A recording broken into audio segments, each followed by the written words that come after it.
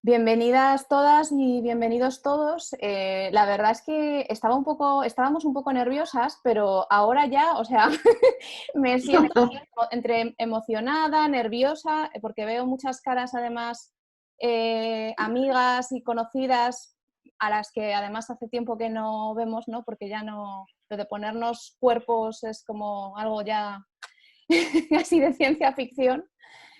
Lo que era ciencia ficción de repente se ha vuelto la normalidad, ¿no? Bueno, os damos las gracias por estar aquí en este 23 de julio, en algunos lugares ya muy caluroso, en otros seguro que todo lo contrario. Y en cualquier caso, bueno, pues por dedicar la tarde a estar con nosotras y con nosotros. Eh, Voy a simplemente a decir unas palabras para contextualizar un poco el encuentro. No nos podíamos creer ya que por fin hubiera llegado, porque esto ha sido... en realidad esta semana iban a haberse celebrado las segundas jornadas de dramaturgia para la infancia y la juventud, que seguramente muchos y muchas sabéis que es un proyecto que se puso en marcha el año pasado, con una primera edición en Barcelona, donde hubo además muchas de las caras que estoy viendo ahora, ya estuvimos allí. Esta semana justo habría sido la segunda edición. El año pasado fuimos a CITEF y la ATTP, la Asociación de Teatro para Todos los Públicos de Cataluña, y este año se han sumado somos 6 entidades. Las segundas jornadas iban a haberse celebrado en Pamplona con la TTP, con la Asociación de Autoras y Autores de Teatro, con la Asociación TVO, con UNIMA, y en la Escuela Navarra de Teatro, que iba a ser la sede que nos acogiera. Por desgracia no ha podido ser este año por las razones que todas y todos conocemos. Las hemos aplazado al año que viene y bueno, estábamos ahora hace un momento comentando que también un poco la idea del encuentro es tender un hilo que anude la primera edición de Barcelona con la edición que será ya 2021 y por supuesto emplazaros a todas y a todos al año que viene. A pesar de las circunstancias y de haber tenido que aplazar, digamos, la actividad presencial, no queríamos dejar pasar 2020 porque es un año que seguimos aquí, seguimos haciendo cosas, seguimos trabajando y una de las apuestas desde ASITEG y desde el resto de entidades es trabajar por la defensa de una dramaturgia para infancia y juventud, una dramaturgia de calidad, una dramaturgia que tenga contenidos. Entonces, también hemos comprobado, creo, estos últimos meses, seguramente todas y todos, que la idea de encuentro se ha vuelto más necesaria que nunca y, por lo tanto, pues desde esa idea reformulamos un poco la propuesta para hoy.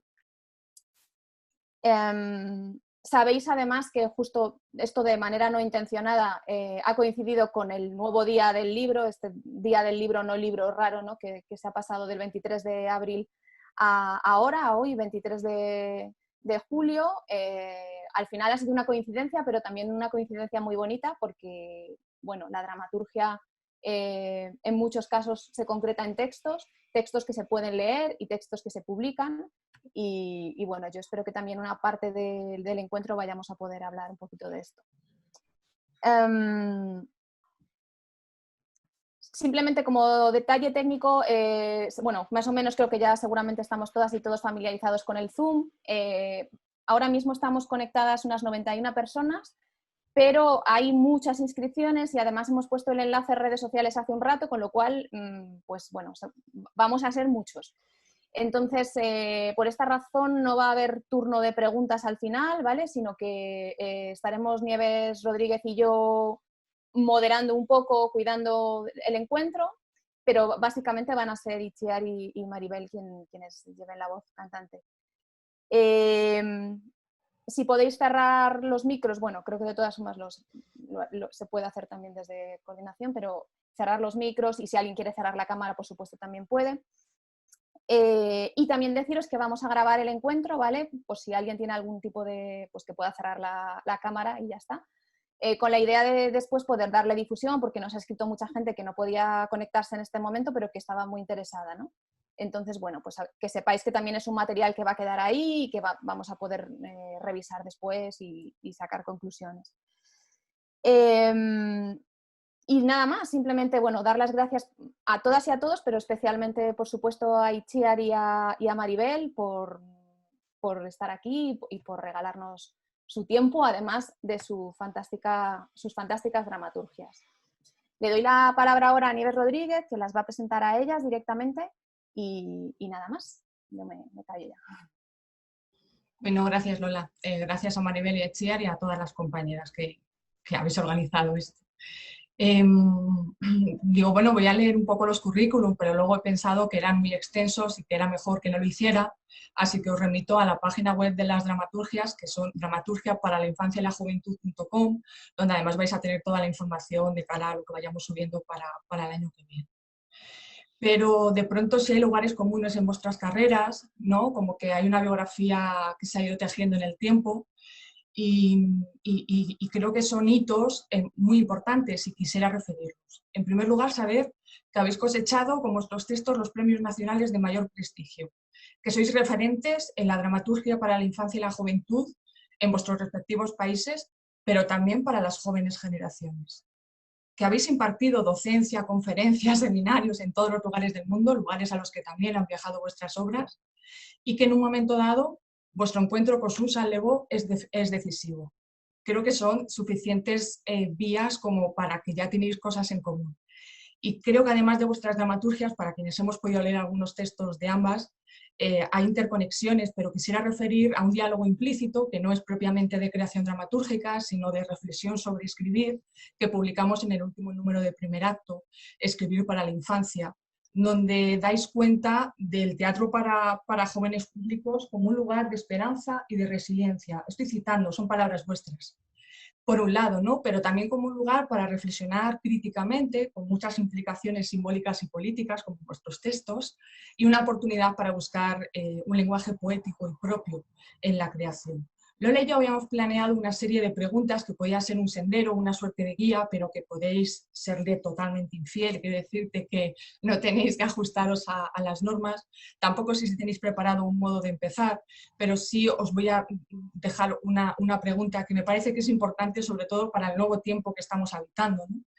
Y es en esta noción de escritura amplia que habíamos pensado para la sesión de hoy, pero también de mañana, ¿no? Este concepto temporal de mañana y sus incertidumbres, pues nos preguntábamos sobre qué nuevos lenguajes vosotras creéis que puedan estar presentes en la dramaturgia y si estamos asistiendo a un nuevo logos. Muchas gracias. Maribel, ¿empiezas tú? Ok. Y yo creo que este tiempo es un tiempo que nos tomó de sorpresa, primero que nada. Creo que nadie se imaginó lo que íbamos a vivir en todo este tiempo. Y sí pienso que estamos abriendo, o se está abriendo posibilidades creativas también, a partir de nuevos lenguajes y la tecnología. Sí creo que hemos empezado a encontrar posibilidades, que estamos en ello. Sin embargo, estoy completamente convencida que el acto teatral no dejará de ser como lo hemos conocido. Es el acto teatral en convivencia, en contacto con el otro, en contacto con los demás, porque el teatro es un acto de solidaridad, perfectamente, y es un acto de contacto, un arte de contacto.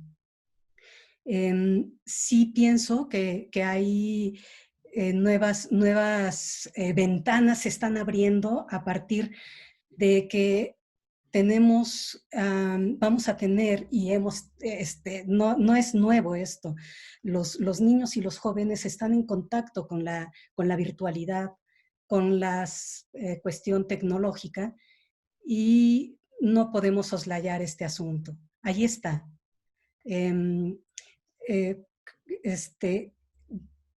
habrá que indagar en nuevas poéticas y en nuevas narrativas, por supuesto. Sin embargo, quizá una forma de resistencia también es la cuestión de la palabra y la palabra que se escucha, el asunto de que el espectador esté viendo el teatro en presencia. No creo que termine porque es un acto humano, es un acto orgánico. O sea, no creo que vaya a desaparecer el teatro de ninguna manera. Pero sí siento que estamos ante niños y jóvenes que por lo menos en estos 5 meses, 4 meses, están muy en contacto con los lenguajes virtuales. Y no creo que nosotros compitamos con esto. No podemos competir con la televisión, con el video, con la virtualidad, con la tecnología. Creo que son otras puertas que se están abriendo. A mí me parece espléndido que puedan abrirse otras posibilidades. Y me apasiona esto y me da mucha curiosidad este asunto. Itziar. Yo estoy muy de acuerdo, Maribel. Me parece que compartimos la idea del teatro como casa de resistencia, casa de encuentro y como arte de contacto, sin ninguna duda. Tal vez para mí este momento sea un desafío y una oportunidad para incluir de manera definitiva todas las contribuciones que los distintos lenguajes y que la dramaturgia contemporánea está desarrollando en otros ámbitos. Pongo un ejemplo. Hace unas semanas, compañeros de la Asociación de Autoras y Autores de Teatro me pidieron que colaborara en la revista Las Puertas del Drama para hacer un trabajo sobre la autoficción en el teatro para edades tempranas. Y me parecía llamativa la idea de que un fenómeno que tiene un arraigo tan significativo en otros géneros tiene presencias, tiene ejemplos, pero tal vez hablamos más de insularidades que de archipiélagos. Y en ese sentido me parece, es como Botón un ejemplo, ¿no? Me parece que hay mucha tarea de incorporación, de investigaciones que la dramaturgia contemporánea está desarrollando. Quiero citar a Susan Levaux, aquí presente, porque precisamente una de las cosas que ella refiere es la sorprendente ahistoricidad del teatro para edades tempranas. ¿Por qué un teatro para edades tempranas ubicado en una suerte de no tiempo, en una suerte de eternidad perpetua en la que no hay devenir histórico, ¿no? Bueno, pues yo creo que tal vez precisamente este momento de incertidumbre, de cambio, pueda ser detonador o estimulante para dramaturgias en las que esta noción de ahistoricidad pueda ser superada, ¿no? Y tal vez esa palabra poética, esa palabra fundadora, esa palabra constitutiva de experiencia pueda ser nuestra casa para el teatro para niñas y niños. Sí. Ahora mismo, por ejemplo, estoy trabajando con una compañía y con una compañía de Mérida, México, en Yucatán. Y ha sido muy revelador para mí porque nos quedamos justo a la mitad casi de los ensayos y no se ha podido seguir trabajando porque los actores están en su casa y esto. Sin embargo, la directora ha convocado a que sigamos trabajando y ha hecho una especie de preview de la obra en un lenguaje completamente virtual y con un lenguaje también visual en el que el texto también lo tuve que trabajar junto con estas nuevas posibilidades. Y fue muy revelador porque sí es otra lectura del texto. Creo que eso es algo muy interesante, que a nosotros como dramaturgos hay una parte de nuestro trabajo que también tenemos que reconstruir para esto. Sin embargo, creo que el reto es no perder no perder la cuestión humana, la cuestión emocional, que creo que es fundamental. ¿Cómo vamos a encontrar esta cuestión, estos lazos emocionales entre el espectador que está viendo algo en la pantalla y el creador, el actor, el artista? Nuevamente pienso que es una posibilidad nueva, una posibilidad muy, muy, muy interesante que se puede empezar a transitar. Sí, muy de acuerdo. Sí, bueno, os lanzo alguna pregunta más.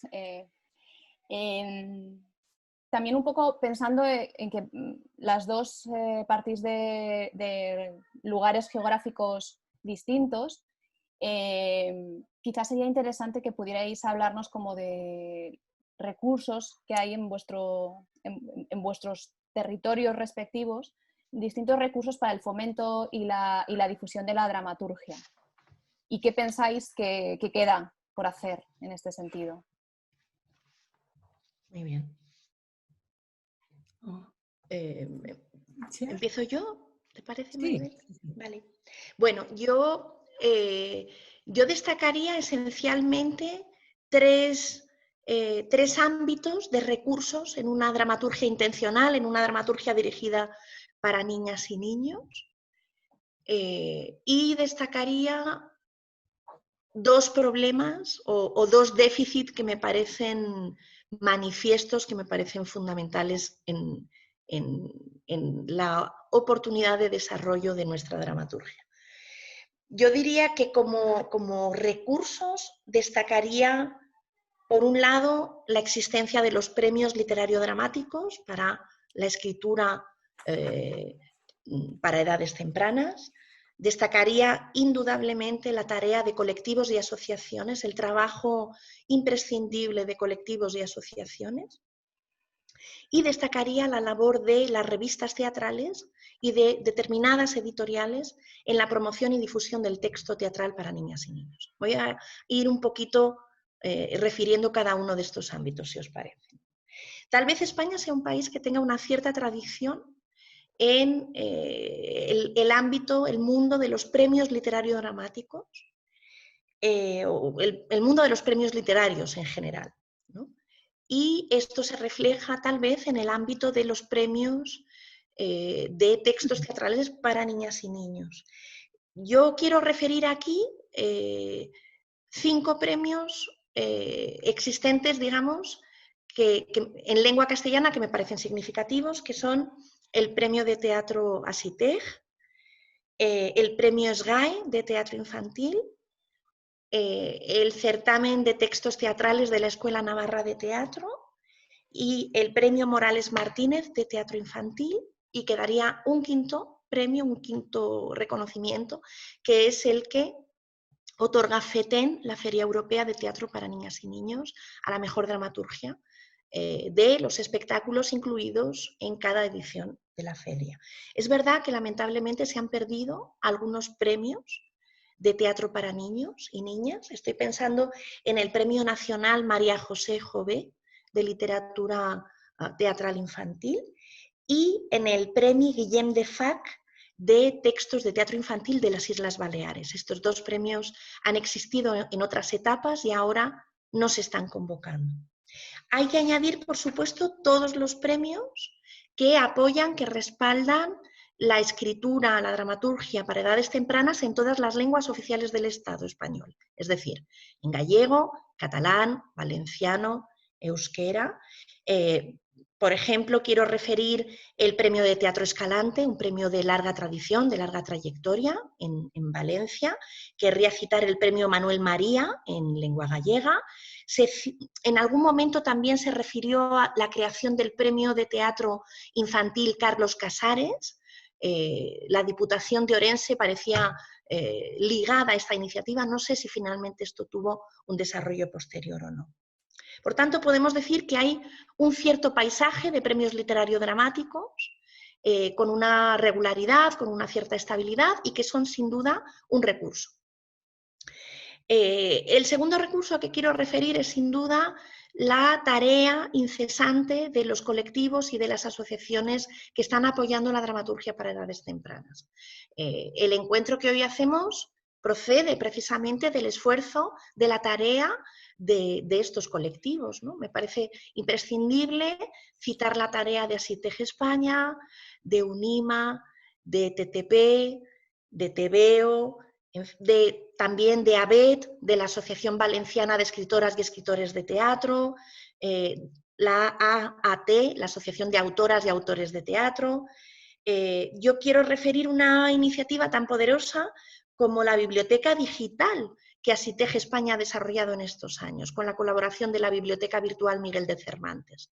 El poner en disposición de manera digital un repertorio importante de textos teatrales me parece un ejemplo importantísimo de difusión. Lo mismo que la tarea editora que Asitej España viene desarrollando, ¿no? Y esto me conecta con el tercer elemento, ¿no? La tarea de las revistas teatrales y de las editoriales teatrales. Lola Fernández de Sevilla citaba el caso de Primer Acto, de la revista Primer Acto. Permitidme que refiera especialmente el número 358, el último número de la revista, que incluye unos materiales extraordinarios. Desde una entrevista a Maribel Carrasco, maravillosa, donde Maribel está contando un montón de cosas importantes, un texto importantísimo, maravilloso de Susan Lebeau, un montón de artículos, reflexiones de autoras y autores importantes, y por supuesto el texto que ha ganado la última edición del certamen de la Escuela Navarra de Teatro, Irse de casa, mapa poema para niñas que se portan mal, de nuestra querida Lola Fernández de Sevilla. Por tanto, quiero destacar la importancia de las revistas teatrales. También querría referir aquí el caso de una revista que, sin ser una revista que se dedica específicamente al teatro para edades tempranas, ha publicado Teatro para Niñas y Niños, que es la revista norteamericana Estreno, en la que he tenido la suerte de ver publicadas 2 de mis obras. Por supuesto, quiero referir otras editoriales y otros proyectos como la Asociación de Autoras y Autores de Teatro, con ese hermoso proyecto que se llama Carrusel de Ogritos y que está constituyendo una tarea editora muy estimable. El trabajo de la Fundación SGAE, las publicaciones de la ADE, que ha hecho una tarea también importante a la hora de compilar un cierto corpus del teatro para niños y niñas de la Segunda República Española. Me parece también muy importante hacer historiografía, hacer memoria, ¿no? La Fundación SGAE, Antígona, en fin, me parece que hay un conjunto de editoriales que están haciendo, revistas y editoriales que están haciendo una tarea estimable.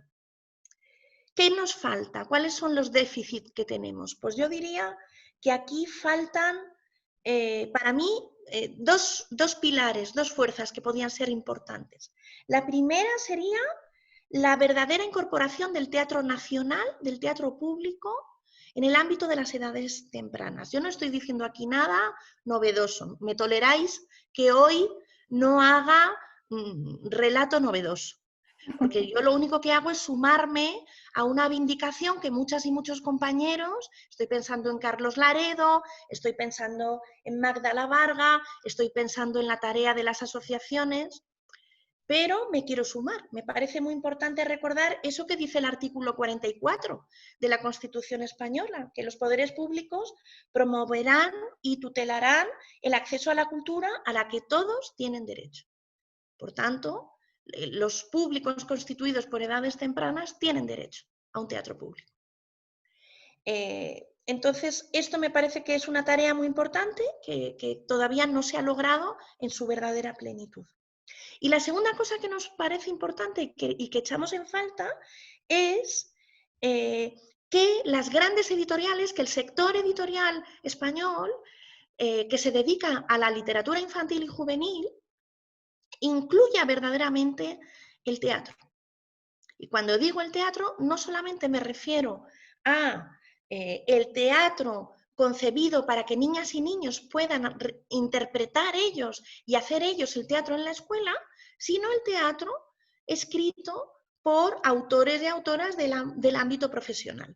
¿Qué es lo que yo percibo? Que los editores de literatura infantil y juvenil no van a ver teatro profesional, quiero decir. Que los grandes editores tienen como una suerte de idea previa, una especie como de falsa creencia de que el teatro no funcionaría. Y entonces te das cuenta de que hay grandes editoriales que tienen colecciones importantes en el ámbito de la literatura infantil y juvenil, pero que practican una suerte de metonimia por la cual la literatura infantil y juvenil es narrativa, dejando en territorios periféricos la poesía y el teatro. Y yo creo que esta es una tarea también muy importante, que es incorporar plenamente la literatura dramática dentro plenamente de la literatura infantil y juvenil y desmontar, por tanto, ese prejuicio editorial que por lo menos yo percibo en el mundo del sector editorial español. Estas son un poco las cosas que yo veo, Lola, esencialmente. Sí. Sí, Maribel. Sí. En México, ojalá tuviéramos todos estos premios maravillosos que se oyen muy bien, pero también yo hago referencia a Suzanne Le Beau son dos referentes en este país muy fuertes, Suzanne Le Beau y la realidad que vive el país. Desde hace, ¿qué será? Bastante tiempo, unos 10, 12, 15 años, pero y empezó a trabajar acá en México. Fue un referente para que muchas instituciones y muchos creadores, entre ellos yo, nos diéramos cuenta de la importancia que tenía nuestro trabajo, del poder que tenía que tiene el teatro para niños y los jóvenes.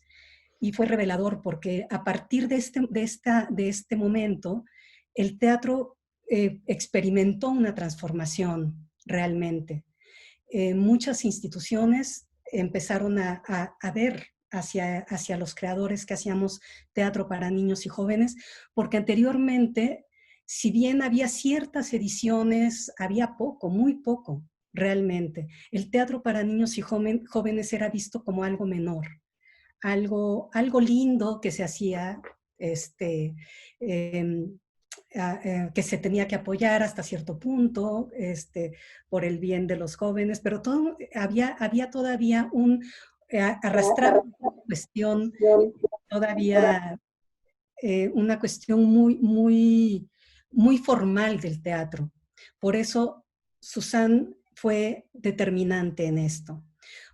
Otra cuestión fue un festival que se dejó de hacer, por desgracia, que se llamaba Telón Abierto, en el que empezaron a venir compañías, entre ellos Suzanne Le Beau, compañías de otros países, en donde empezamos a encontrar nuevas dramaturgias. Yo misma, cuando empecé a escribir, sentía que estaba muy sola, muy sola en mi propuesta.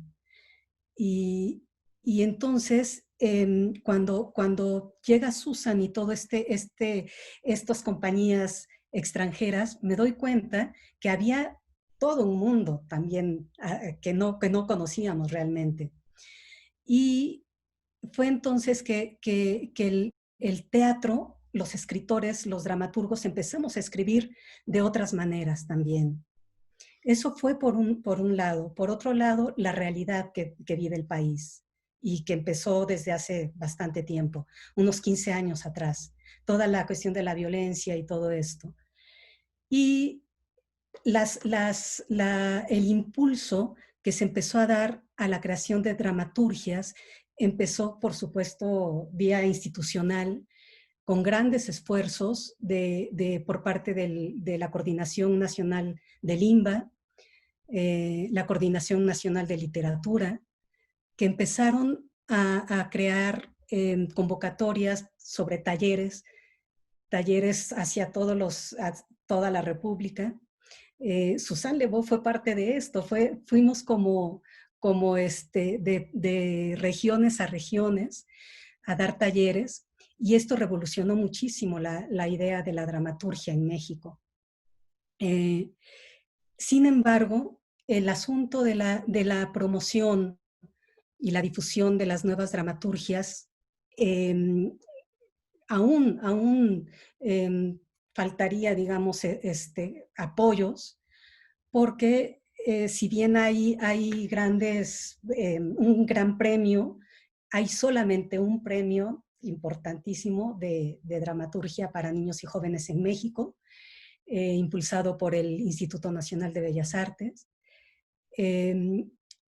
Pero por allí no hay más así especializados hacia esto, hacia nuestro gremio, solamente existe este premio. Y la cuestión es que una vez que lo hayas ganado, no puedes volver a participar. Yo entiendo esta cuestión para justamente fomentar a nuevos dramaturgos. Pero hace falta muchísimo. Somos un país muy grande y un país con mucha dramaturgia incluso. Hay mucha dramaturgia, hay muchos nuevos dramaturgos que están escribiendo maravillosamente. Hay grandes esfuerzos también, por otro lado, independientes, que convocan a diplomados. Por ejemplo, está un diplomado que a mí me gusta mucho, es el único en todo el país, que se llama Diplomado de Poéticas Jóvenes. Y es una maravilla porque es por parte de un grupo que se llama Neurodrama AC, fundado por un dramaturgo maravilloso, Enrique Olmos. Él convoca este diplomado desde hace varios años y es un encuentro muy espléndido porque allí vamos todos los que estamos haciendo y escribiendo teatro para niños y jóvenes. Él busca creadores con nuevos lenguajes. Y esto es muy importante para este diplomado. También, por ejemplo, está Amaranta Leiva, también una gran dramaturga de México. Ella ha convocado a un diplomado vía virtual. El año pasado también tuvo muchísima audiencia. Este año lo van a volver a hacer. Entonces son grandes esfuerzos, son maravillosos esfuerzos, porque sí se está creando una nueva dramaturgia en México y muy potente. Yo soy muy feliz. La revista, por ejemplo, en cuanto a ediciones, hay poco todavía. La revista Paso de Gato ha hecho varias publicaciones, entre ellas el nuevo libro de Susan Lebeau, maravilloso. Han editado bastante dramaturgia también, de adultos, para niños también. Boris Schoeman, por ejemplo, otro gran director, él tiene una editorial que impulsa nuevas dramaturgias extranjeras, y esto ha sido determinante también, así como Susan Lebeau determinó mucho de todo este tiempo que les platico. Ahora las nuevas dramaturgias que también Boris Schoeman está editando de Francia, de Canadá, son importantísimas. Sin embargo, falta mucho todavía. Las ediciones de teatro para niños y jóvenes, sobre todo dramaturgias contemporáneas, hay poco. Hay poco en relación de lo que se está haciendo. Por otro lado, también hay convocatorias de teatro escolar, por ejemplo, programas maravillosos como es Teatro Escolar, que también impulsa a los nuevos espectáculos, nuevas dramaturgias, pero no son de edición y difusión de dramaturgia precisamente. También está el programa Fondo Nacional para la Cultura y las Artes, que tiene un programa específico para dramaturgos y una de las premisas es que también sean nuevas propuestas también de dramaturgias nuevas. Sin embargo, falta todavía, somos demasiados, entonces falta muchísimo todavía. Sin embargo, son esfuerzos encomiables, completamente. Está también un programa que es sobre la muestra de teatro de secundarias, que también lo programa y lo lleva a cabo el INBA, la Coordinación Nacional de Teatro, por parte de Marisa Jiménez Cacho, Anelvi Flores. Es una maravilla porque también justo allí se crean propuestas a partir de la comunidad escolar, a partir de los jóvenes. Y esto también ha sido muy, muy bueno. También la constitución de compañías independientes de teatro hecho con niños y niñas y jóvenes es fundamental, porque se han llamado a dramaturgos a que trabajemos con los niños y los jóvenes, y esto ha creado otras dramaturgias también muy interesantes, muy importantes. Están grupos y compañías como el de Michelle Guerra en el norte del país. Están grupos como en Guadalajara, que se llama Pequeños Creadores, esfuerzos por parte de compañías independientes que trabajan directamente con los niños, con los jóvenes. Yo he tenido la suerte de trabajar con ellos y trabajando con niños y jóvenes, creo que es una forma maravillosa de poder crear nuevas dramaturgias. También ellos nos están impulsando a escribir de otras maneras. Es esto. Se me pueden pasar muchísimas cuestiones, pero bueno, yo cierro con estos grandes esfuerzos de compañías independientes maravillosas. Muy bien. Sí, por matizar una cosa que me he anotado antes, porque además es un tema que ha surgido en encuentros con socios recientemente dentro de Asiteg, y me parece muy esperanzadora cosas que ha contado Maribel, pero igual Itziar también podías añadir algo. El tema de cómo se está o si se está abordando de alguna manera o incluyendo las artes escénicas para la infancia y la juventud dentro de los estudios de teatro y de dramaturgia en concreto, dentro de lo que es el aprendizaje de la escritura teatral. ¿En qué medida creéis que todavía hay que trabajar o qué programas conocéis donde se estén incluyendo? Sí, yo creo que procede hablar de una incorporación de nuevas generaciones, de nuevos autores y autoras en el ámbito de la dramaturgia para edades tempranas, y yo diría que la pedagogía teatral reglada y que las escuelas no son ajenas a esta renovación generacional. Creo que esto es importante.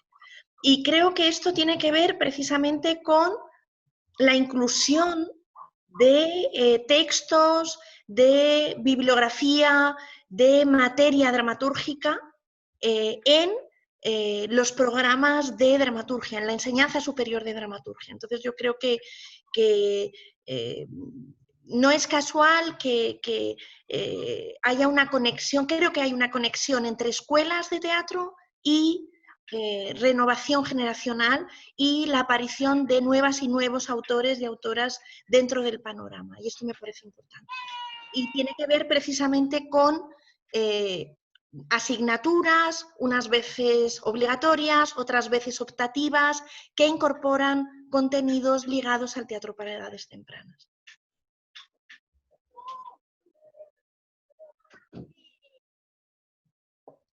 Sí, en México igual los nuevos dramaturgos también han comenzado a trabajar con nuevas ideas, estructurar nuevas ideas a partir también, como les decía, de la situación de la realidad.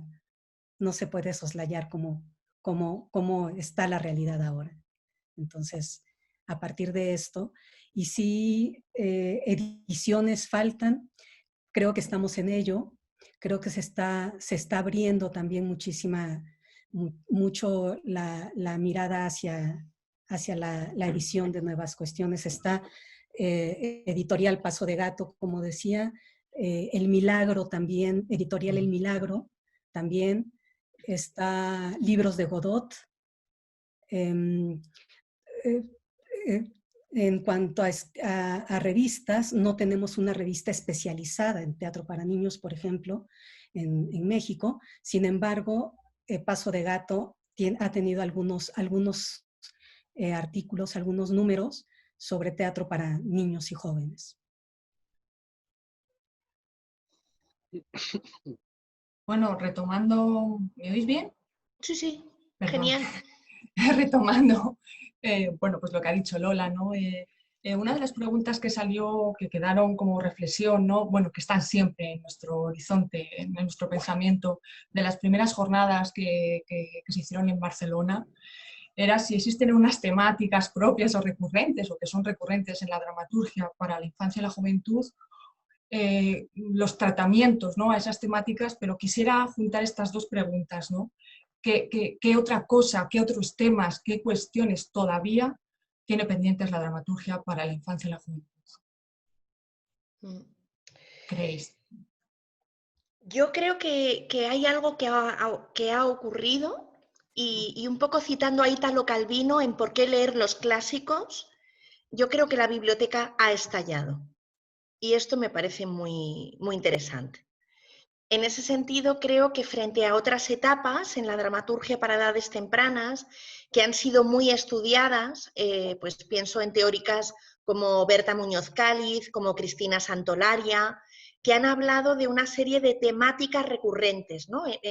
Por ejemplo, ellas refieren que en la España democrática, de la primera etapa democrática de España, hubo un teatro para niñas y niños con una serie de temáticas que coincidían más o menos en la escritura de distintos autores, ¿no? Pero yo creo que un rasgo fundamental de este momento es que desde una perspectiva temática, la biblioteca y el escenario han estallado. Y hay una multiplicidad de universos, de perspectivas y de temáticas. Sin embargo, me importa mucho destacar que no hay tema disociado de la forma. Es decir, tal vez haya habido una etapa, tal vez haya habido una época en la que se haya dado un especial interés o una especial lectura a los temas, y a mí me parece, si me permitís, citando a Susan, que el concepto de metáfora fundacional es imprescindible. Es decir, que hace falta una profunda conexión entre qué se quiere contar y cómo se quiere contar. Y me parece fundamental comprender que si no hay una metáfora fundacional, si no hay una verdad personal y poética suficiente para sostener los temas, si no hay el hallazgo de una poética, de un tratamiento adecuado, no hay tema que valga. Entonces, para mí, esta cuestión, esta dimensión de la metáfora fundacional me parece importantísima. Por otro lado, también creo que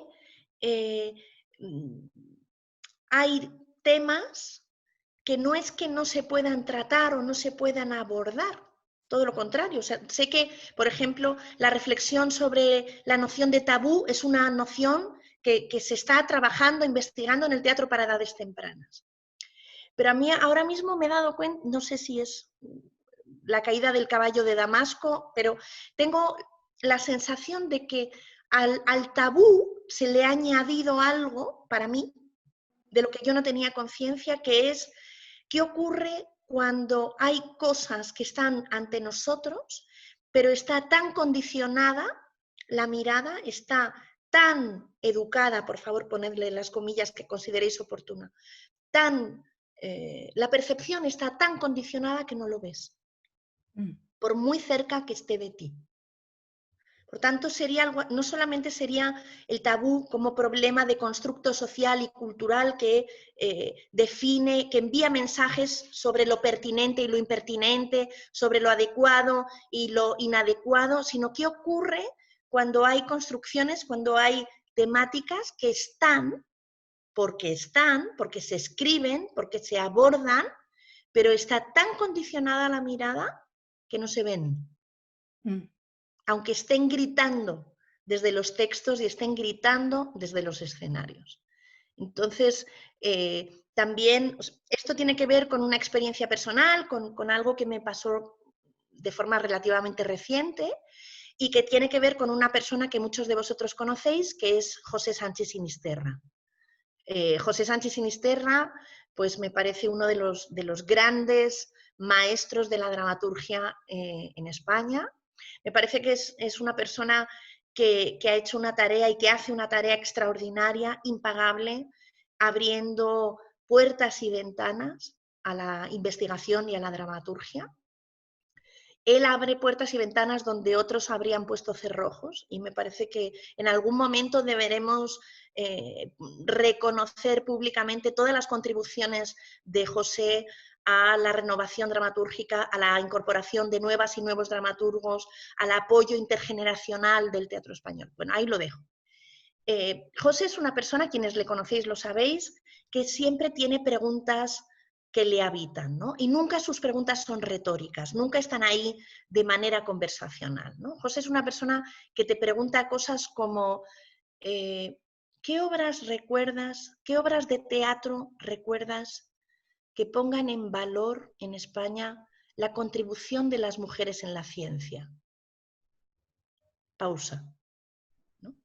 O ¿qué obras recuerdas, Itziar, que hayas leído, que hayas visto representadas, que pongan en valor, que destaquen la aportación de las mujeres a la filosofía?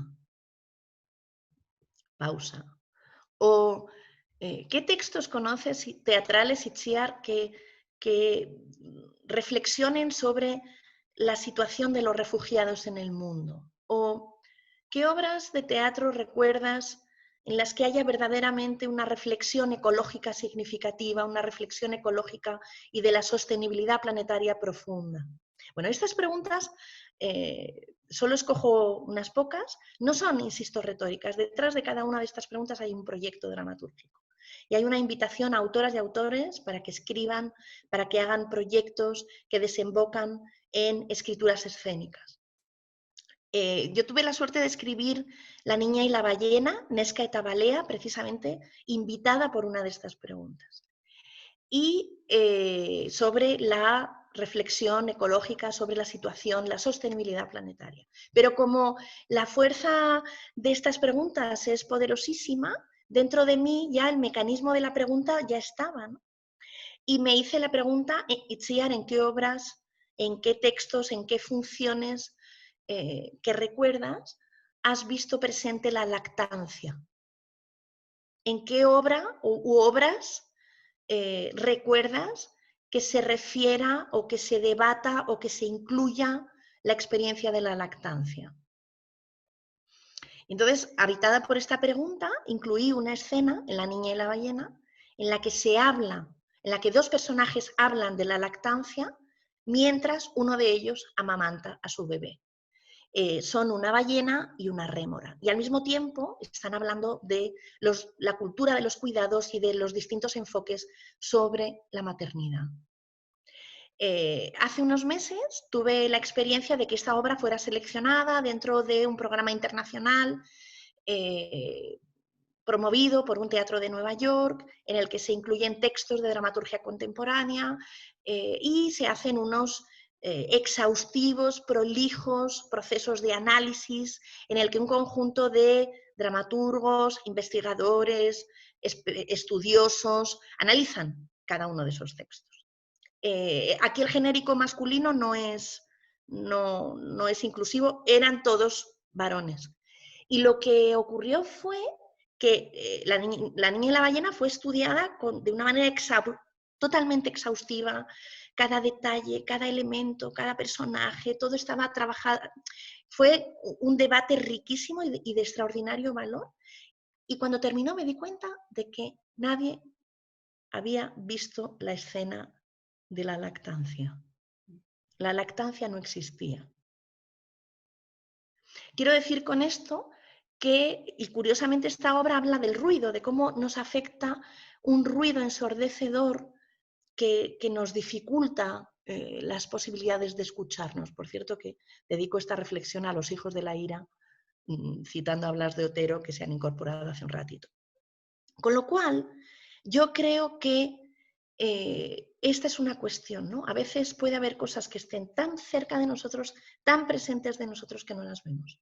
Porque, insisto, la percepción, la mirada puede estar condicionada. Y yo creo que ahí el trabajo de los feminismos puede ser imprescindible, puede ser una gran contribución para una renovación temática y formal en la dramaturgia para edades tempranas. Ok. Yo me voy a referir al asunto de los temas que a mí me gusta mucho, me apasiona pues este punto, porque en México tuvimos muchísimas discusiones hace algunos años, todavía hace como 10 años, había discusiones sobre qué decir y qué no decir a los niños, qué era propio decirles y qué no. Y hubo muchas reflexiones acerca de esto. Luego se vino otra vez hablo mucho de la realidad social, política, económica y toda la cuestión de la violencia en México, porque esto nos abrió los ojos. Cuando surge toda la cuestión que eso se ve, la cuestión de la violencia en el país, una crisis que no podíamos dejar pasar como dramaturgos, como creadores de teatro para niños y jóvenes. Entonces hubo estas reflexiones de, a ver, ¿qué estamos escribiendo nosotros? ¿Qué estamos diciéndoles a los niños? ¿Qué se preguntan los niños? Sobre todo, escuchar a los niños y a los jóvenes. ¿Cuáles son sus preguntas? ¿Cuáles son sus inquietudes? ¿Cuáles son sus anhelos de acuerdo a esta realidad? Y entonces, creo que esta crisis, como todas las crisis, que primero puede ser caótico, pero también las crisis pueden ser renovadoras. Yo creo que esto renovó muchísimo la cuestión de de qué escribir en el teatro para niños y jóvenes en México. Fue fundamental. Entonces, se nos vino esta cuestión de cuáles temas. Y empezamos, por supuesto, temas importantísimos como cuestiones de género, migración, que por ejemplo, hay obras muy bellas como Martina y los hombres pájaro, que hablan sobre esto. Fueron de las primeras obras que hablaron sobre cuestiones de migración en México. Está, por ejemplo, el tema de la drogadicción, narcotráfico, violencia contra niñas y niños, abuso, todas estas cuestiones. Y ha habido muchos escritores que han escrito, dramaturgos que han escrito sobre esto y obras sobre esto. El asunto que yo me apasiona mucho esto, y en mis talleres hablo mucho sobre esto, es cómo los dramaturgos hablamos sobre esto. O sea, ya pasamos el asunto de qué se tiene que hablar o qué no se tiene que hablar para niños y jóvenes. Ya superamos este asunto. Ahora, como decía Itziar, es el cómo hablamos sobre esto. Y entonces, a veces siento que nos podemos ir por el asunto de qué es lo políticamente correcto, de qué tenemos que hablar institucionalmente, de qué se tiene que hablar, ¿no? Se tiene que hablar, vamos a hablar de drogadicción, porque esto es importantísimo. Vamos a hablar de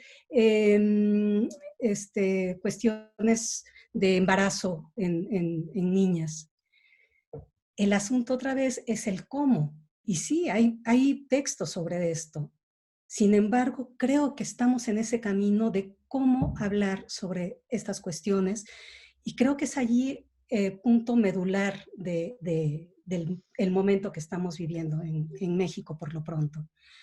Eh, Particularmente, yo pienso que el tema en muchas de nuestras obras cae como un tótem en nuestra escritura. Entonces, estoy hablando de abuso sexual, por ejemplo, y el tema se sobreexplica muchas veces.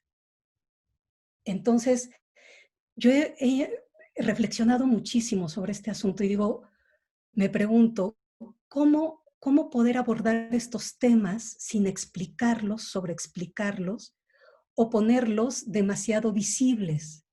Colocarlos antes de la poética que quiero realizar. O sea, un tema, creo yo, cuando se establece como una forma definitiva dentro de la escritura, es un tema que finalmente se explica tanto que el espectador dice basta. En cambio, creo que es importante encontrar caminos sobre, yo siempre me hago la pregunta de, ok, voy a hablar, por ejemplo, de la migración. ¿La migración a través de qué? ¿De qué emoción particular en el espectador o en mí misma, no? Entonces, la migración a partir de la ausencia. Donde el asunto del tema de migración, la palabra migración, no es que deje de ser importante, sino que transita en otros territorios mucho más profundos. Por ejemplo, la ausencia. O por ejemplo, voy a hablar de la migración a través de la nostalgia en la infancia. Entonces, los temas tienen otra dimensionalidad. Pienso que es una forma, y a mí por allí yo escribo a partir de esto, los temas se convierten en algo tridimensional, no son piedras, no tienen este peso tan poderoso.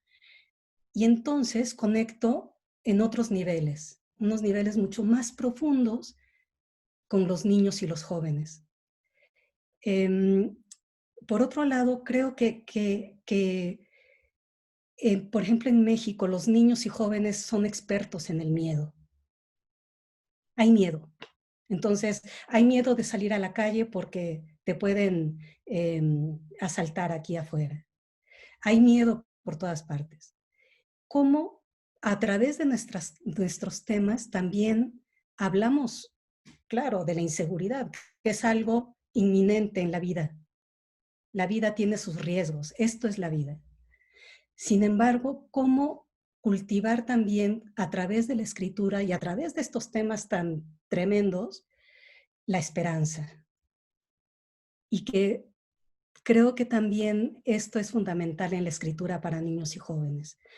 Creo siempre dejar abiertas puertas y ventanas, posibilidades, en estos temas que pueden ser muy difíciles, muy complicados. Hace poco escribí un texto que es sobre género, un asunto, la historia de un chavo transgénero. Y yo me preguntaba mucho si hablar sobre la cuestión transgénero era una palabra que me caía así tremendamente. Y escribí muchísimo sobre esto y decía, no, este asunto está demasiado visible para mí. ¿De qué estoy hablando realmente?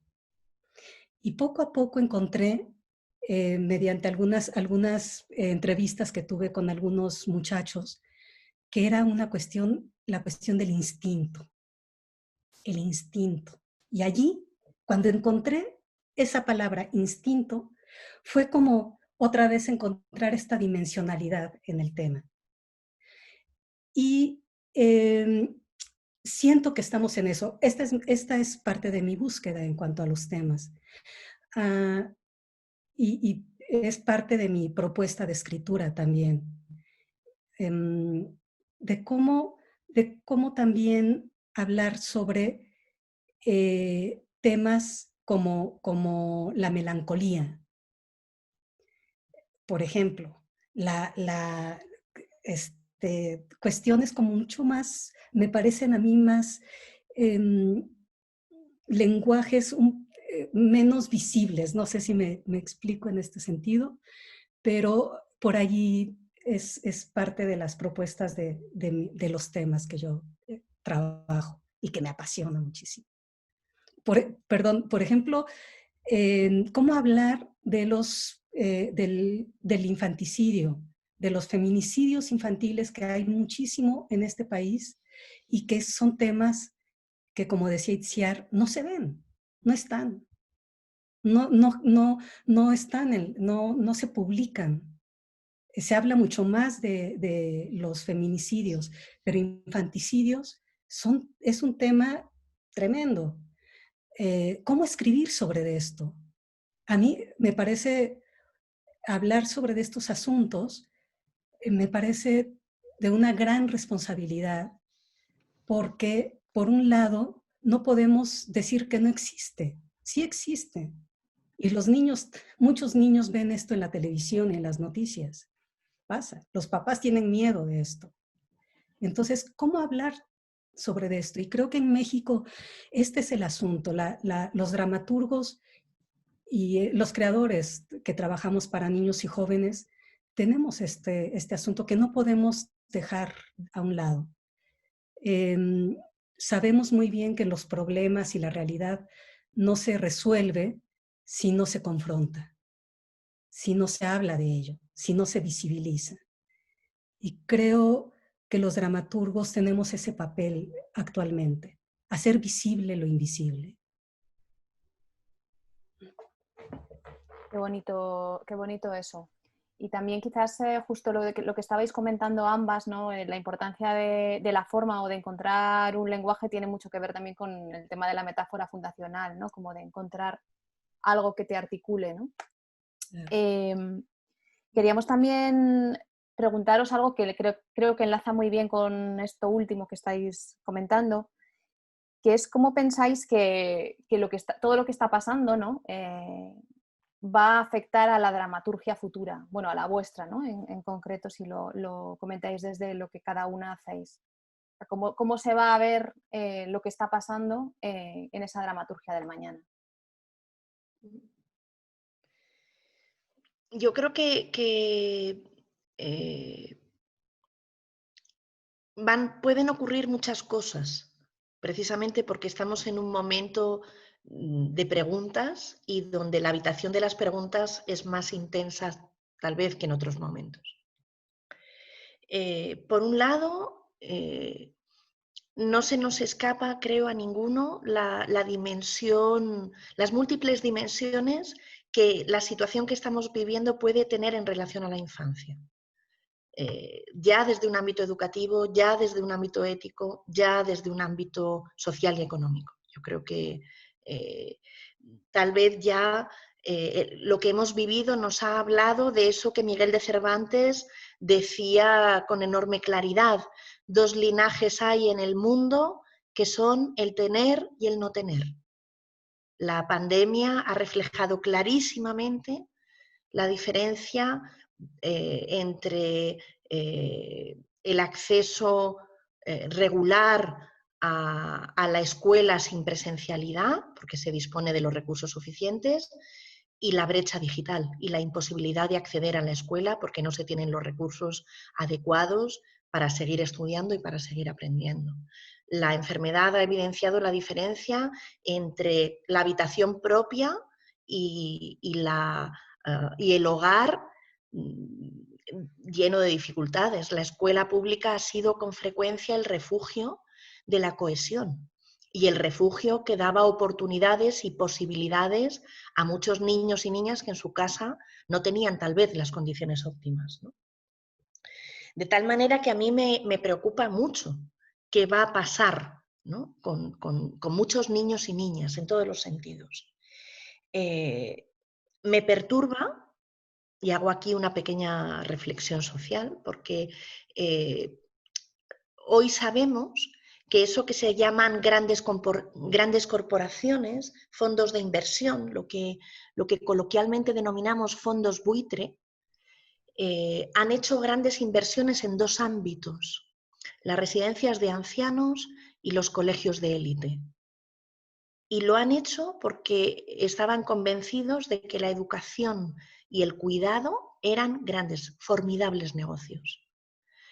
Y ahora mismo estamos viendo con mucha claridad la consecuencia de ese tipo de convicciones, de ese tipo de prácticas. Así que, ¿qué va a ocurrir en muchos ámbitos? En la educación, en el arte, en lo social para la infancia, es una pregunta muy abierta en este momento. Dicho esto, mi parte esperanzada, mi parte optimista, me dice que escribir va a ser más que nunca una tarea responsable, una tarea necesaria.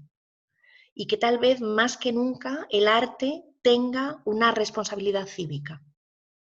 La responsabilidad cívica, precisamente, de lanzar preguntas y de lanzar oportunidades de asamblea, de convivencia, de comunidad a la sociedad.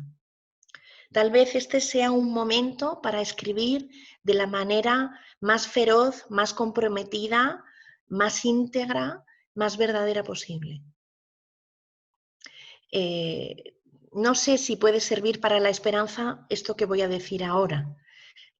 Quienes trabajamos en la pedagogía teatral nos hemos hecho muchas preguntas sobre qué pasaría el próximo curso si las afectaciones sociales y económicas de la crisis iban a dificultar, iban a impedir vocaciones, anhelos en la formación artística. Y me contaban hace unos días en la escuela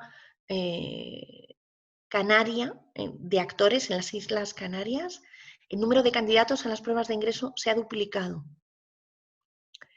En la RESAD, que es la escuela en la que yo trabajo, que es el centro en el que yo trabajo, el número de candidatos no se ha duplicado, pero se ha incrementado frente a cursos pasados. A mí me parece increíble, me parece emocionante, ¿no? Tal vez haya algo que en este momento nos diga, pues si las cosas no van bien, voy a hacer lo que verdaderamente deseo hacer, que es hacer teatro.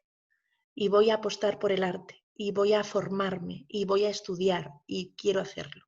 Entonces, hay en mí también la convicción de que tal vez el teatro tenga más que nunca una tarea, y que esa tarea está ahí como un compromiso innegociable para escribir. Sí, estoy completamente de acuerdo con Itziar, y me parece también que el asunto del contacto se ha valorado ahora, lo estamos valorando ahora más que nunca, los adultos. A mí esta cuestión del otro me inquieta mucho en el asunto del universo infantil y de los jóvenes también, porque de la infancia, porque hasta qué punto en estos 4 meses los niños, me inquieta que los niños empiecen a acostumbrarse a ello. Esto me perturba también un poco. Tengo un sobrino nieto que tiene 4 años, por ejemplo, y se rebeló contra tomar clase en pantalla, porque un día dijo, mis compañeros no son caricatura. Estoy enojado porque mis compañeros no son caricatura. Esto me llena de esperanza porque, por un lado, digo, sí, eso es, no es esto. Él quiere estar en contacto con el otro. Por eso estaba muy, muy enojado. Entonces, me inquieta mucho que de pronto esta cuestión de aislamiento empiece a crearnos, sobre todo en la infancia, una cuestión de ensimismamiento hacia uno, hacia nosotros nada más. Y siento que la gran responsabilidad también es volver a crear comunidad, plantear que hay un mundo afuera, que hay diversidad afuera, que allí está la diversidad, que somos entes sociales también y que justamente la construcción de la esperanza se hace a partir del otro también. Y sí, por supuesto, seremos parte de este cambio, de esta transformación también, que por supuesto todavía, como decía Itziar, está abierta todavía. No sabemos muy bien hacia dónde, pero lo que sí a mí me ha hecho reflexionar mucho sobre, por ejemplo, el asunto de ver a los niños pegados, por ejemplo, a la pantalla, y he reflexionado mucho sobre el asunto de que ellos ahora son actores de los juegos. O sea, en un juego ellos son el héroe, pero interactúan directamente allí. Y yo me he preguntado por qué los niños se ven tan identificados con esto. Y siento que justamente en nuestras dramaturgias podríamos hablar sobre que los niños son héroes de su propia, pueden ser héroes de su propia vida, pueden ser héroes de su propia realidad. Y siento que por eso en estas virtualidades de pronto los niños se pasan horas, ¿no? Porque ellos son los que están interactuando allí. Y entonces esto me ha hecho reflexionar mucho sobre cómo estamos planteando la relación que tiene la infancia con la realidad directamente o con los adultos. Por ejemplo, plantear que los niños pueden también solucionar sus problemas. Incluso podrían protegerse a sí mismos, podrían ser capaces de protegerse. Claro, ser protegidos, pero también protegerse a sí mismos. Hablar de su gran poder de resiliencia que tienen. Hablar del poder de sobrevivencia que tienen. Hablar de que a pesar de todo, ellos pueden ser los héroes de esta transformación también. Y sí creo que ellos también nos están enseñando muchísimo acerca de cómo pueden ser fuertes incluso en esta realidad. Pienso que muchos niños, creo, han encontrado nuevas maneras de sobrevivir a este encierro. Y tenemos muchísimo que aprender de esto. Tenemos mucho que aprender de lo que ellos también, cuando regresen a las escuelas, ¿qué se van a preguntar? Creo que estar muy atentos a esas nuevas preguntas, porque sí creo yo que se van a plantear nuevas preguntas, van a tener nuevas inquietudes. ¿Qué pensarán? A mí me da muchísima curiosidad esto. ¿Y qué se están preguntando ahora? En este confinamiento, ¿cuál es su relación ahora, no solamente con el espacio, sino con los problemas familiares también? ¿Qué les está sucediendo a los niños allí? ¿Cómo van a volver a ver a sus compañeros? ¿Será igual? ¿Será diferente? Eso me cuestiono muchísimo. Y creo que muchos compañeros estamos en ello. Para mí hay un personaje de la tradición teatral española que es de referencia en estos meses, que es Segismundo. El príncipe encerrado en una encantada torre que se hace preguntas sobre la libertad y sobre las razones por las que está encerrado. Yo tengo he tenido una Segismunda en casa que estaba a punto ya de recitar La vida es sueño, porque echaba en falta esa libertad que tenían los animales, ¿no? Los perros podían salir 3 veces a la calle, los niños no. Y mi hija miraba por la ventana y decía, ¿tengo menos libertad?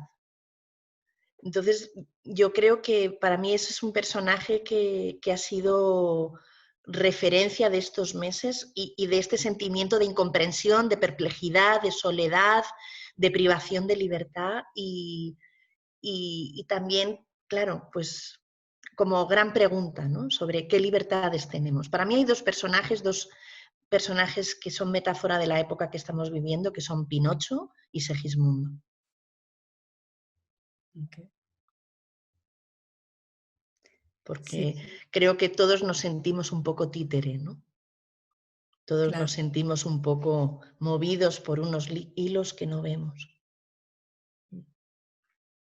claro. Creo que también hablar sobre la dignidad,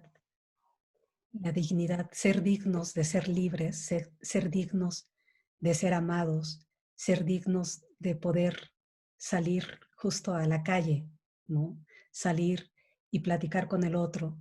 Creo que nuestra labor, y no solamente a partir de la pandemia, sino a partir de la escritura y de la dramaturgia, quizás sea para mí el hecho de plantearles a los niños y a los jóvenes mi punto de vista sobre tú puedes hacerlo también, tú eres digno de pertenecer a un país como este, eres digno y preguntarte si lo eres realmente también. Porque me parece que parte de la violencia que se ha generado no solamente es una cuestión económica en este país, es una cuestión de dignidad también. Pienso que cuando te sientes digno, también eres incapaz de lastimar a otro, porque sabes que el otro también tiene una dignidad. Y pienso que esas son las preguntas que nos hacemos ahora en México. ¿Cómo regenerar también el tejido social? ¿Cómo regenerar la esperanza también? ¿Cómo sobrevivir a todo esto? Y siento que por eso nuestra labor es primordial y va a ser fundamental.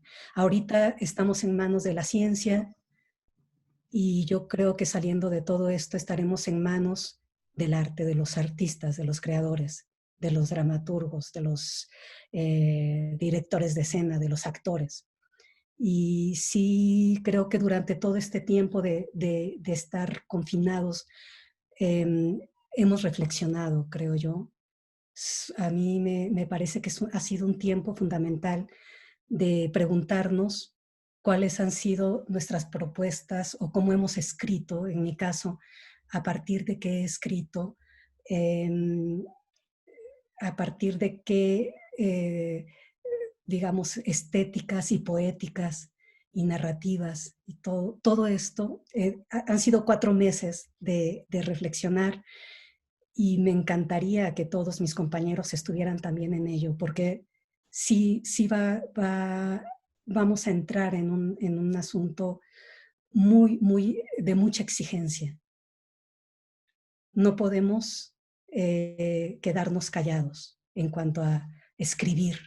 Escribir, escuchar a los niños, escuchar a los jóvenes, va a ser mucho más importante que nunca. Finalmente, ellos están construyendo la vida también junto con nosotros. Entonces, me parece que es muy importante escribir e indagar sobre cuáles son las preguntas que los niños se hacen acerca de este mundo que les estamos heredando los adultos. ¿Cuáles serían sus anhelos? ¿Cuáles serían sus reclamos también? ¿Cuáles serían sus preguntas? perdón.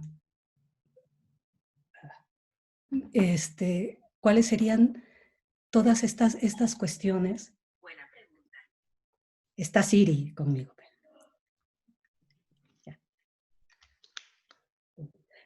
¿Cuáles serían todas estas preguntas? Y me parece que es necesario entrar en esta reflexión. Me parece que ahora que muchos dramaturgos, muchos creadores escénicos nos estamos juntando vía Zoom, estos mismos encuentros los tendremos que hacer saliendo de todo esto. Que no se nos olvide tener estos encuentros. A mí me ha gustado mucho que hemos tenido estas reuniones, estos intercambios, porque es a partir de esto que va a evolucionar también la dramaturgia. Vamos a encontrar estos nuevos lenguajes. Entonces, es parte de lo que creo que nos espera.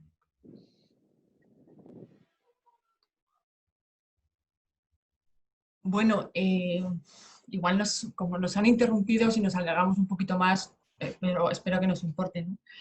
En relación a todo lo que habéis dicho, que en verdad son preguntas a la que la vida nos ha abocado, ¿no? A preguntarnos, a reflexionarnos, a esta noción incluso de mañana que ya tiene otros tintes temporales a los que no tenía hace 4 meses, ¿no? Decir mañana ya no significa lo mismo hoy que hace 4 meses.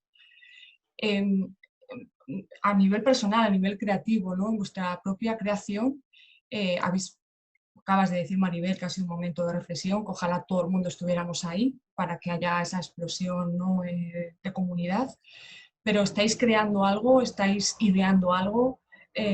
¿Tenéis intuiciones creativas? ¿Dónde estáis ahora como dramaturgas?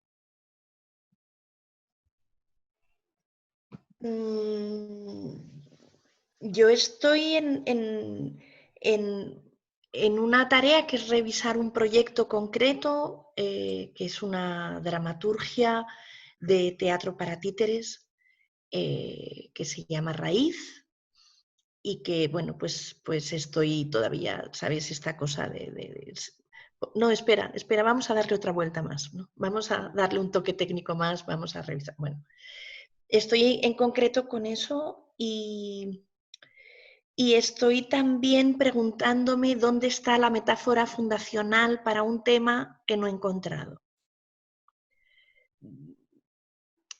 A veces, hasta que no encuentro el abordaje, hasta que no encuentro el camino para contar algo, pues sé que es un tiempo de barbecho y que es un tiempo en el que la tierra tiene que respirar porque necesita tiempo y maduración para que esa forma se logre. Sí tengo alguna intuición que tiene que ver con una exposición que se mostró hace ya muchos años en el Centro de Cultura Contemporánea de Barcelona, que hablaba de adultos como niños y niños como adultos. O sea, la paradójica transposición en la que los niños pierden el derecho al juego porque se les exige un tiempo productivo. No sé si tenéis esta misma impresión. Yo tengo la sensación de que el tiempo de juego, el tiempo placentero y libre del juego, está siendo sometido a un principio de sustracción en favor del tiempo productivo, del tiempo útil, del tiempo aprovechado. Por favor, ponedle todas las comillas a los adjetivos que estoy poniendo, ¿no? Hasta el punto que aparece un verbo que se emplea con frecuencia entre niños y adolescentes, que es rentar. Esto me renta, esto no me renta. ¿Qué quiere decir? Esto me sale a cuenta, me va bien hacerlo o no.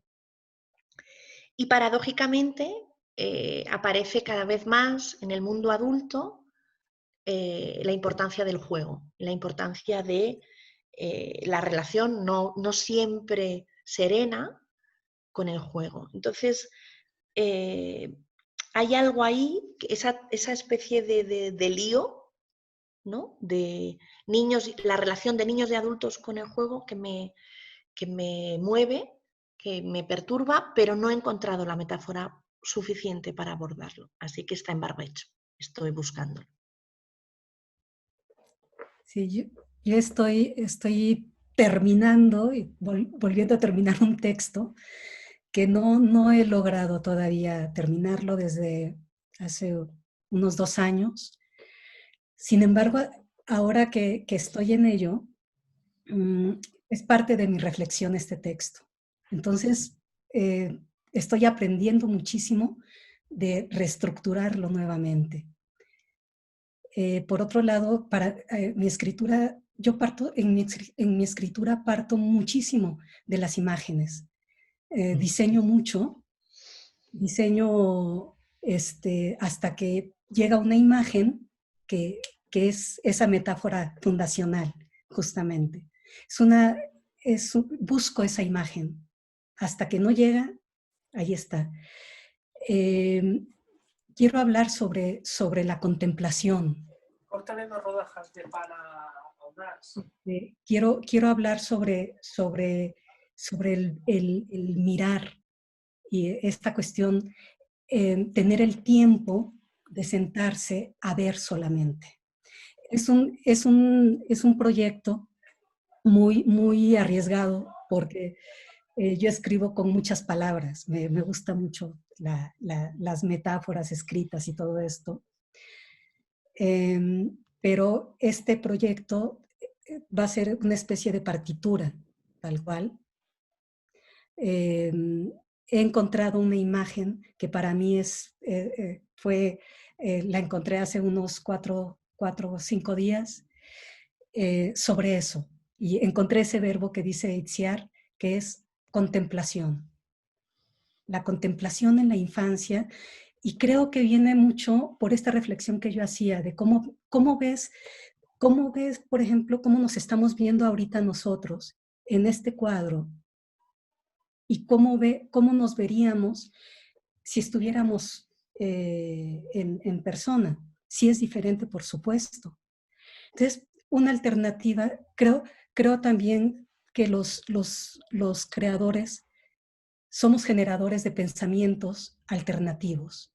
Y este asunto de ver al otro, contemplar al otro, es diferente. Y quizá es también por toda esta cuestión, pero de la virtualidad. Pero me gustaría hablar sobre eso. Y estoy escribiendo sobre ello. La contemplación en la infancia. Qué bueno. Muchas gracias. Quizás simplemente vamos a ir cerrando un poco, ¿no? Sacando algunas conclusiones. Sí que me gustaría plantearos si hay alguna cosa que no os hayamos preguntado y que os gustaría contar o que os gustaría decir, algún comentario, alguna reflexión. A mí me gustaría hacerle alguna pregunta a Maribel. Sí. Sí. Yo le quería preguntar a Maribel qué papel tiene la evocación sensorial en tu obra. Me refiero a, por ejemplo, en Niño Octubre me ha encantado el aroma de almendras tostadas y clavo mientras los personajes toman chocolate, por ejemplo. Eso por un lado, o sea, ¿qué importancia tiene la evocación y la sinestesia como materia de tu lenguaje? Y en segundo lugar, ¿qué lugar tienen los narradores en tu dramaturgia? Estoy pensando en el personaje de Julia, en Beautiful Julia, por ejemplo, que me parece fabuloso. Sí, lo sensorial es casi igual que, para mí, casi igual que lo visual. Me parece que escribir es un acto de ver, de abrirte a todos los sentidos. Siempre me pregunto, cuando escribo en cada escena, por ejemplo, si es de noche, si es de día, qué están haciendo los personajes, en qué situación emocional están los personajes. en este caso, qué están oliendo los personajes, o sea, la creación de atmósferas es importantísimo para mi escritura. La creación de atmósferas visuales, la cuestión de atmósferas en todos los sentidos. Me parece fundamental porque, por supuesto que nos define una situación. Un olor nos lleva inmediatamente a un recuerdo, a una emoción. Para mí es muy importante esto. Y quizá en muchas de mis textos hablo mucho de esta sensorialidad, Itziar. Qué buena pregunta, porque es eso. Sí, los sentidos, un personaje tiene que estar abierto a todos los sentidos. Ahí está. Son personajes arquetípicos, digamos, ¿no? Entonces tienen que tener esta, otra vez, tridimensionalidad. En cuanto a los narradores, es una especie de narraturgia también. Lo que, por ejemplo, en Julia, es un personaje que habla sobre de algo. A mí me interesa tanto ir hasta las últimas consecuencias de lo que pasa con ese personaje. Los narradores no como un asunto técnico, que muchas veces los dramaturgos decimos, ¿cómo decimos esto? A un narrador, ¿no? Entonces pones el narrador para que te solucione una situación en la historia. Para mí, los narradores, quien narra en un texto, tiene que estar implícito completamente en el texto, dentro del texto. Es su historia o parte de su historia. Él mismo es un personaje dentro de. Pensar, por ejemplo, que sin el narrador, sin quien está contando la historia, el texto no existe. Porque es su propia historia. ¿Qué haces aquí? ¿Esa habitación? Hostia, la tuya. Ya te contesto este asunto. También me interesó mucho, Maribel, la presencia de los mitos en tus obras y el tratamiento de los mitos y de los trasuntos, ¿no? Es decir, cómo cómo incorporas desde el Minotauro encerrado en el laberinto en Beautiful Julia, pasando por Pinocho, pasando por los patitos feos, ¿no? O sea, cómo hay mitos, cuentos populares que de alguna manera estás jugando con ellos, ¿no? Como materiales. Fíjate que sí, yo creo que los mitos, las historias son parte de nuestro imaginario, el imaginario de los dramaturgos. Y en mi infancia, por ejemplo, todo el tiempo las historias me fueron tan importantes, porque siempre pensaba que detrás de lo que contaban había algo más. Me gustaba muchísimo, por ejemplo, irme en los patitos feos, el patito feo, por ejemplo. Pensaba yo cómo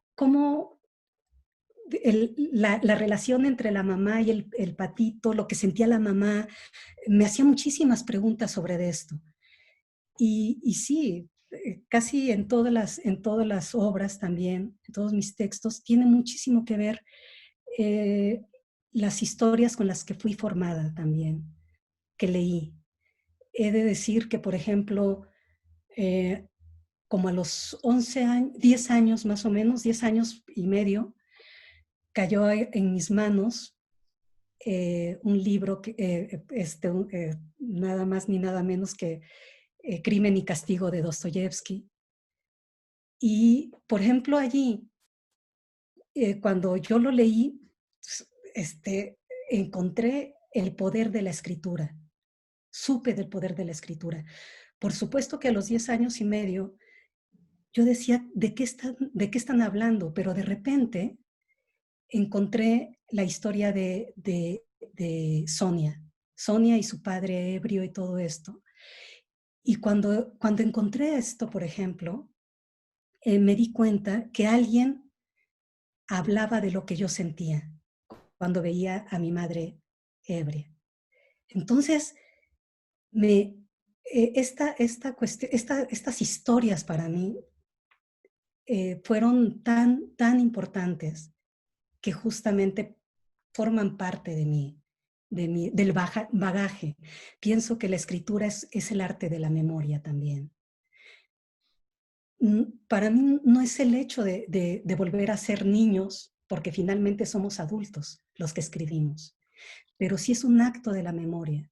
Es rememorar muchas de aquellas historias a partir de lo que ahora viven los niños, vivo yo misma a través con mi vínculo con la infancia y con los jóvenes.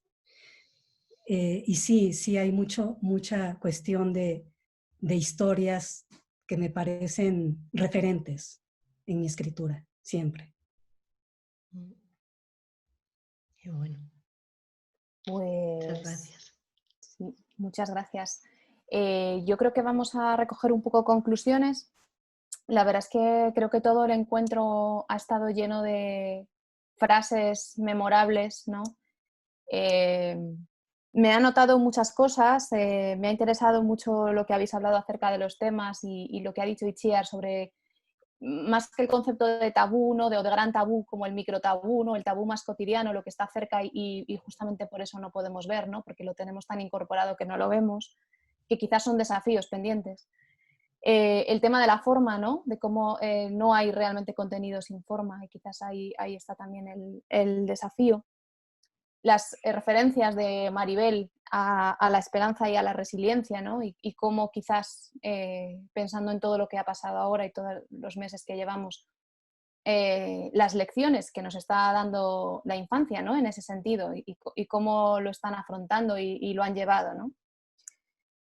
Y me quedo finalmente, quizás para cerrar, con esta idea de quedarnos con la idea de encuentro, ¿no? que quizás ha sido un descubrimiento necesario cuando no hemos podido vernos y tocarnos. Quizás el encuentro, aunque sea virtual y con todos los riesgos que hemos visto que conlleva, se ha hecho más necesario que nunca, ¿no?